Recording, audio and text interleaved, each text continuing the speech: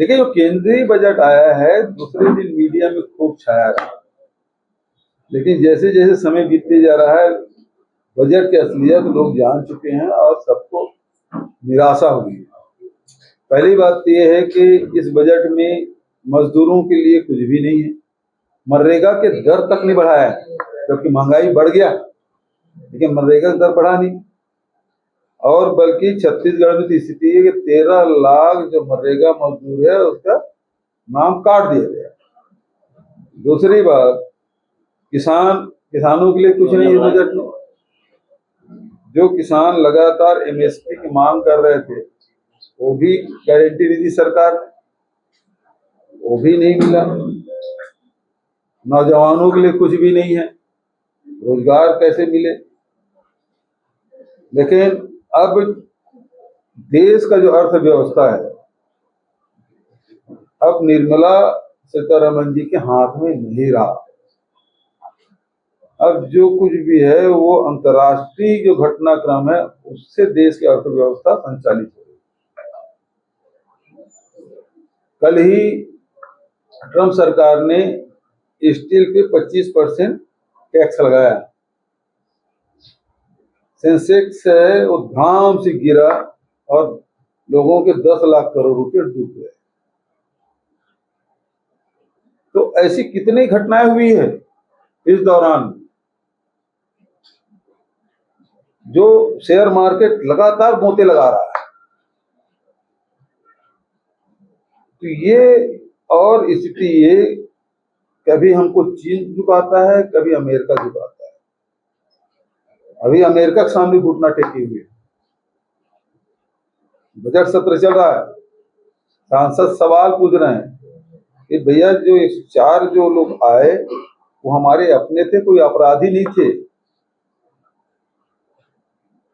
तो मंत्री जी जवाब ये दे रहे हैं कि पहले भी इस प्रकार से जो वहां घुसपैठिए थे उसको वापस किया गया है और वर्षवार जानकारी दी। लेकिन मंत्री जी ने ये जवाब नहीं दिया कि कितने को हाथ में हथकड़ी और पांव में बेड़ी लगा के भेजे, महिलाओं तक की बेड़ी तो भेजे। तो सरकार की स्थिति ये है, ये कुछ नहीं कर पा रही है। जो 56 इंच का सीना है ना, अब सिकुड़ते जा रहा है और घुटने टेकते जा रहे हैं। और वैश्विक रूप से भी देखें, अब वो उद्योगपति केंद्रित बजट आने लगा है, जनता के हिसाब से नहीं आने लगा। सरकार ये कहती है कि 80 करोड़ लोगों को हम लोग मुफ्त अनाज देते और 25 करोड़ लोग हैं जिसको गरीबी रेखा के नीचे से बाहर ले आया, हो गया 105 करोड़। अब बच गया 35 करोड़ लोग, उसमें बच्चे भी होंगे, माइनर भी होंगे। तो युवाओं के लिए सरकार कुछ नहीं कर पा रही, उसके लिए क्या है? तो सरकार के पास जनता को देने के लिए कुछ नहीं, केवल उद्योगपति कैसे बढ़े उसकी चिंता है। लेकिन लोग ऐसे उद्योग जिससे लोगों को रोजगार नहीं मिलता, नौकरियां नहीं मिलती, ऐसे उद्योग बर्बाद, जो बेहद चिंताजनक है, क्योंकि ये देश नौजवानों का देश है और युवा है वो बेरोजगार है, उसको काम में लगाना, वो काम तो हो नहीं रहा। तो बहुत निराशाजनक बजट रहा है। और अभी सुना हो कि जोशी साहब आए, केंद्रीय मंत्री, बजट के बारे में फीडबैक ले रहे हैं। तो बजट में कुछ है नहीं तो फीडबैक क्या देंगे, उनके पास कुछ है नहीं देने का। चुनाव संपन्न हुए, कहने को शांतिपूर्ण हुआ, लेकिन मतदाताओं को बड़ी तकलीफ हुई, क्योंकि वार्ड का परिसीमन इस प्रकार से किया गया था, वोटर कहीं का और मतदान केंद्र कहीं और इस प्रकार से काटा गया कि पति का अलग बूथ में है और पत्नी का अलग बूथ में। और कई तो ऐसे हुए कि घर कहीं पे है और 5 बूथ क्रॉस करके 6वें जो बूथ है वहाँ जाकर मतदान करना पड़ा। परसिमन गलत हुआ है, इस मामले में हम लोगों ने शिकायत भी किया था और एक कुमारी बेमेतरा राजनांदगांव के लोग हाई कोर्ट गए भी थे, लेकिन निराकरण तो नहीं हुआ और उसका नुकसान मतदान प्रतिशत में जो कमी आई है वो देखने को मिला। ईवीएम पूरे प्रदेश में कम से कम 90-100 जगह ये बंद पाया गया। बिगड़ा तो बनने में घंटों लगे, कुछ तो जल्दी बन गए, कुछ घंटों लगे और इसके कारण से खासकर जो बड़े शहर हैं उसमें मतदान प्रतिशत में कमी आई है। और इस प्रकार की जब अव्यवस्था होती है तो लोग घर से ही नहीं निकलते, तो वहाँ मशीन बिगड़ गई है तो नहीं निकलते। इस प्रकार से शिकायतें आई, लेकिन जो हमारी नगर पंचायत है, नगर पालिका है, उसमें मतदान अच्छा हुआ है, लेकिन बड़े नगरों में, नगर निगमों में वोट प्रतिशत कम हुआ है। अब उसको राजनीतिक विश्लेषक लोग अलग अलग विश्लेषण कर रहे हैं, उससे किससे फायदा होगा, किसको नुकसान होगा, ये तो विश्लेषक लोगों को छोड़ता हूँ मैं। और कांग्रेस पार्टी ने बहुत अच्छा चुनाव लड़ा और सब लोग मिलजुल के चुनाव लड़े और खासकर जो नगर पंचायत, नगर पालिका जो क्षेत्र है उसमें स्पष्ट रुझान दिखाई दे रहा है, उसमें कांग्रेस की बढ़त मिलेगी। नगर निगमों में भी अच्छे रिजल्ट आएंगे, ऐसा मैं उम्मीद करता हूँ। धान के मामले में धान खरीदी लगातार कांग्रेस पार्टी दबाव बना कर रखी और इस कारण से सरकार को बाध्य होना पड़ा और फिर 145 लाख मीट्रिक टन धान खरीदी हुआ।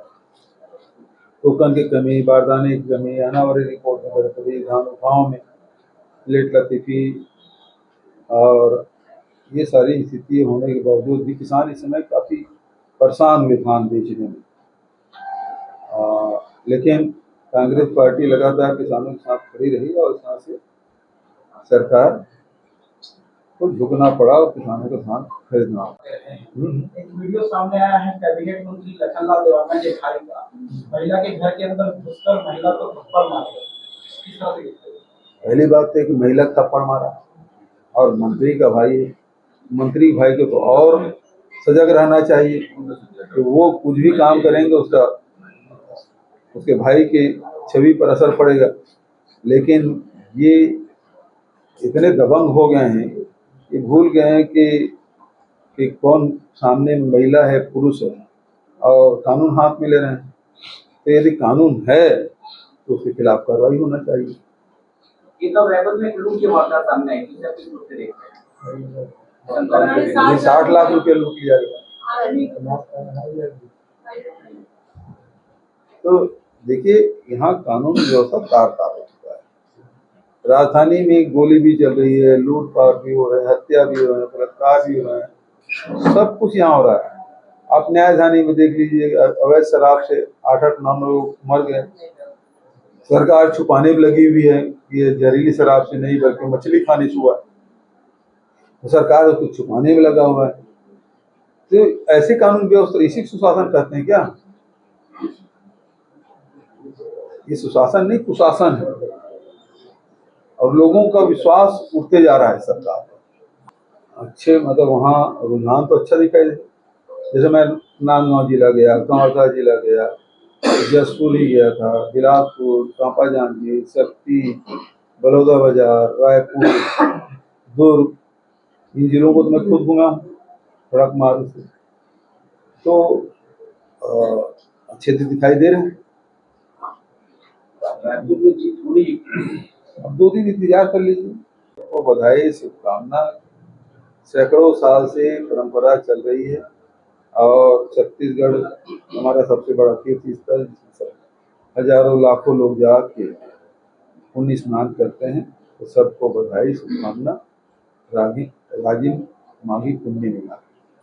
पहले आप पुराने रिकॉर्ड भी निकाल के देखेंगे कुछ जगह स्थिति ऐसी बनी है कि जैसे मैं उदाहरण के तौर पे आपको चंद्रपुर नगर पंचायत है, लेकिन वहाँ आपको कैंडिडेट नहीं मिलता। अभी कैंडिडेट मिले, अभी इसका कारण क्या है? या तो दबाव था, या अभी जो कुछ जगह फार्म निरस्त किए, चाहे वो धमतरी का कहो चाहे कहीं का कहिए, या तो फॉर्म निरस्त कर दिए गए या दबाव डाल के धमकी चमकी लगा के, तो हमारे 4 साल की सरकार है, हम देख लेंगे। अब वो जो धमकी दे रहे हैं वो बताता तो नहीं है मुझे धमकी मिली है। ये इस प्रकार सरकंडे एक पंचायती राज में भी किया है और नगरीय निकाय में भी खूब दबाव डाले हैं, लेकिन उसके बावजूद भी ये सारे, क्योंकि ये लोग टारगेट लेके चल रहे थे कि हमको हर नगर निगम में एक कम से कम वार्ड हम लोगों को निर्विरोध कराना है। भाजपा एक टारगेट लेके चल रही थी।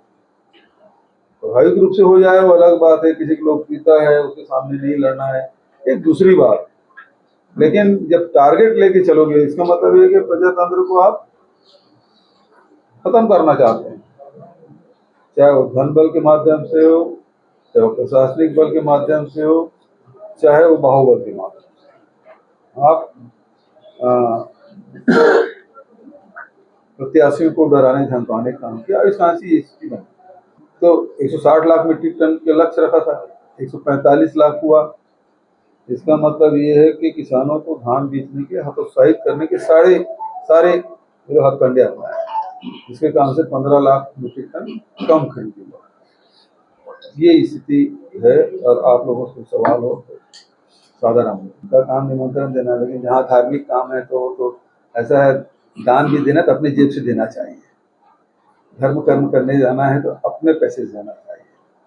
और फिर आज तो रविदास जयंती है, उन्होंने कहा भाई मन चंगा तो कटौती में गंगा। तो पहले मन की मलिनता साफ कर लें और तब गंगा में डुबकी लगाएं तो उसको पुण्य मिलेगा। अब जहाँ मन मलिन हो और उसके बाद आप कुछ भी कर लें आपको उसको पुण्य लाभ मिलेगा।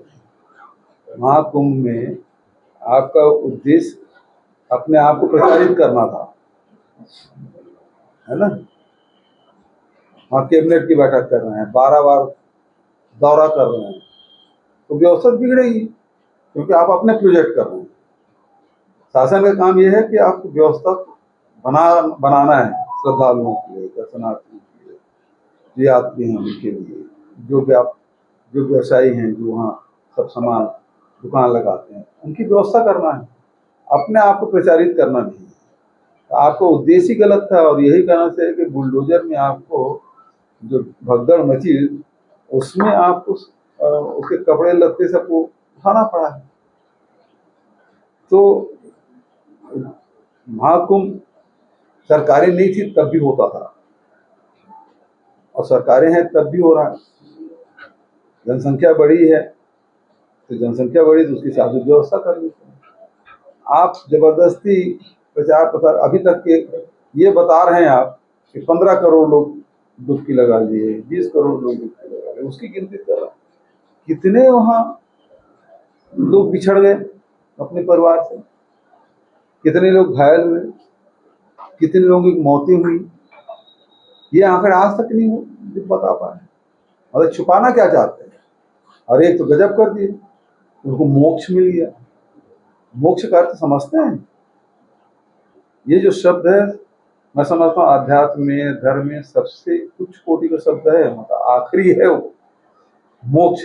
2 अक्षर जरूर है, लेकिन जन्म जन्मांतर के जो कर्म कर रहे हैं और जो संस्कार हैं उसका जब तक कि आप भोग नहीं कर लेंगे, चाहे अच्छे कर्म करें या बुरे कर्म करें, तब तक कि आपको मोक्ष नहीं मिलेगा। किसी का गौन देने से मोक्ष नहीं मिलता। इसके पहले एक IAS अधिकारी को मनमोहन सिंह के समय उसके खिलाफ कार्रवाई की।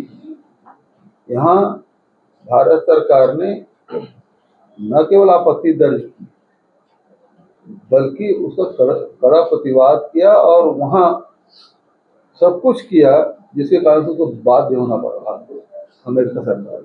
मंत्री आज गिड़गिड़ाते जा रहे हैं। सर पेरिस दौरे पर भी गए, भारत में लोगों को आने का इनविटेशन दे रहे हैं, ये सही समय है भारत में आने का बता रहे हैं। देखिए, इस सरकार के कथनी करनी में बड़ा अंतर है। इन्होंने कानून बनाया कि जो दूसरे देश में जो हिंदू रहते हैं वो आके यहाँ नागरिकता लें, और हमारे ही यहाँ से गए हैं भारतीय अमेरिका, उसको पाँव में बेड़ी और हाथ में हथकड़ी बना के भेज रहे हैं, और सरकार चूं तक नहीं कर पा रही।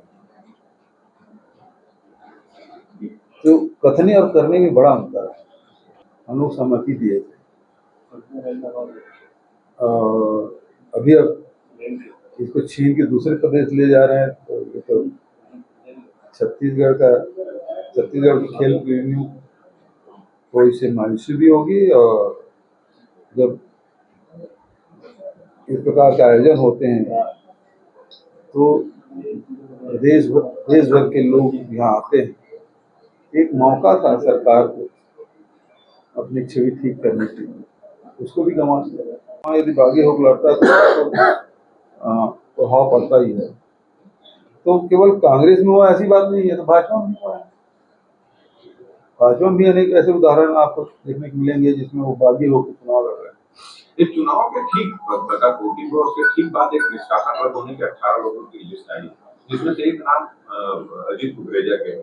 इस पर आपके पूर्व विधायक बोल रहे हैं पैसा बोलता है, और पहले की तरह जो आरोप लगाए हैं, क्योंकि बहुत सारे लोग ऐसे हैं जिनको निष्कासित कर दिया गया था, वो भी उम्मीद कर रहे थे कि हमारा निष्कासन वापस हो जाए। देखिए, अनुशासन के कार्रवाई उसके अलग कमेटी बनी हुई है, वो प्रोसेस चलते रहता है।